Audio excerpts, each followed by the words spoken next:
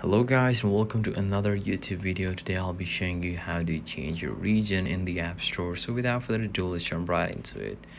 So first of all, we obviously know that when we're setting up our iPhone, we're asked to enter the region, and usually you don't see any kind of option in the App Store itself, whether how to change the region here.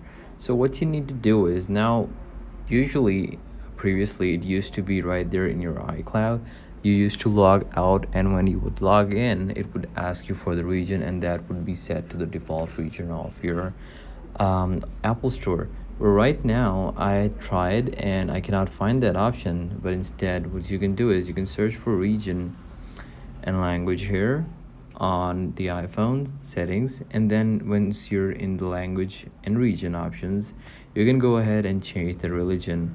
Now you can change the religion to whatever you want, and then you can restart your Apple Store, and then hopefully your region would have changed. So that is all from this video. I hope this video was helpful, and I'll see you in the next one. Thank you guys.